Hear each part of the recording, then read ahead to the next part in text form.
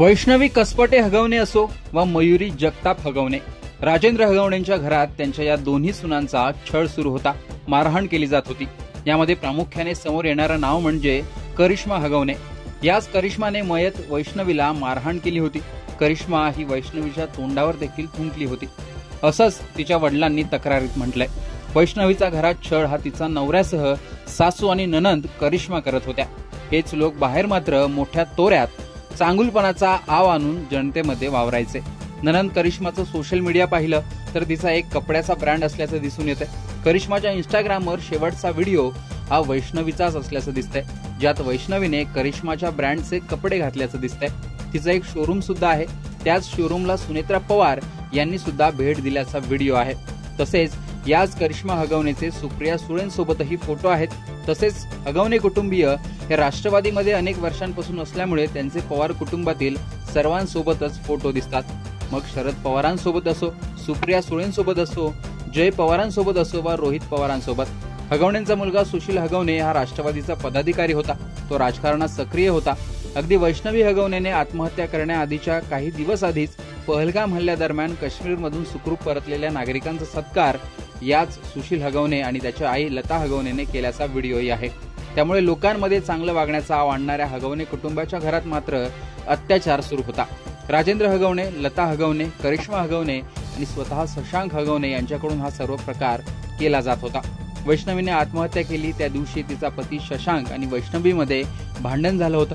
16 मे रोजी शशांकने वैष्णवीच्या आत्तेभावाला फोन करून त्यांच्यात भांडण झाल्याची माहिती दिली होती, मात्र कारण त्यांनी सांगितलं नव्हतं। त्यानंतर 4:30च्या सुमारास शशांकने पुन्हा फोन करून वैष्णवीने गळफास घेतल्याची माहिती दिली। जेव्हा वैष्णवीचे माहेरचे लोक हॉस्पिटलमध्ये गेले तेव्हा वैष्णवीचा घरीच जीव गेला होता अशी माहिती डॉक्टरांनी दिली। तेव्हा वैष्णवीच्या अंगावर मारहाणीच्या खुणाही असल्याचं त्यांनी पाहिलं आणि त्यानंतर पोलिसात तक्रार दिली आणि हा प्रकार उघडकीस आला। वैष्णवीनंतर आता दुसरी सून मयुरी जगताप हगवणे सुद्धा समोर आली असून तिनेही कशा पद्धतीने अत्याचार केला जात होता हे सर्व सांगितलंय। हगवणे यांचा मोठा मुलगा सुशील याने मयुरी जगताप सोबत प्रेम विवाह केला होता। मयुरीच्या दाव्यानुसार सासू, ननंद आणि दिराकडून तिला अनेकदा मारहाण केली जात होती। तिने त्याचे फोटो सुद्धा दाखवलेत, तर या मारहाणीचा व्हिडिओ असल्याचा दावाही तिने केला आहे। तिने सासरे राजेंद्र हगवणे यांच्यावरही गंभीर आरोप केलेत। राजेंद्र हगवणे याने कपडे फाडले आणि विनयभंग केल्याचा आरोप तिने केला। गेल्या 1.5 वर्षांपासून ती हगवणे घरातच वेगळी राहत असल्याचंही ती म्हणाली। मयुरीने सांगितलं की मला मारहाण झाल्यानंतर मी पोलिसात तक्रार केली होती आणि आई आणि भावाला कळवलं होतं। माझे मिस्टर नसताना हे लोक यायचे आणि मला मारहाण करायचे आणि घरात कोंडून ठेवायचे। त्यानंतर ते पोलीस ठाण्यात सर्वात आधी जायचे। आमच्याकडून गाड्या वगैरे आमच्या हक्काचं सगळं काढून घेतलं होतं। आम्ही रात्रीचा प्रवास करू शकत नव्हतो। पोलिसांनी फक्त एनसी घेतली पण तक्रार घेतली नाही। चेहऱ्यावरून रक्त येत असतानाही पोलीस माझी समजूत घालत असायचे, मिटून घ्या म्हणायचे।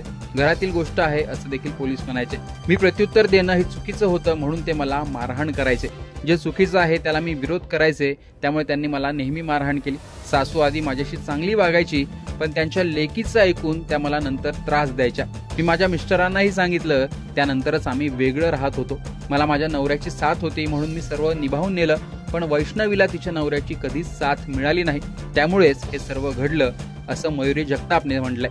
त्यामुळे हगवणे कुटुंबाकडून सुनांना कसा त्रास सुरू होता ते समोर आलंय। आता या प्रकरणात आणखीन काय काय खुलासे होतात, फरार जे आरोपी आहेत त्यांना अटक होते का, आणि ही जी काही ननंद आहे करिश्मा हगवणे तिच्या बाबतीत काय निर्णय घेतला जातो ते पाहणं महत्त्वाचं असणार आहे। पण एकूणच या प्रकरणात तुमचं मत कमेंट बॉक्समध्ये सांगा।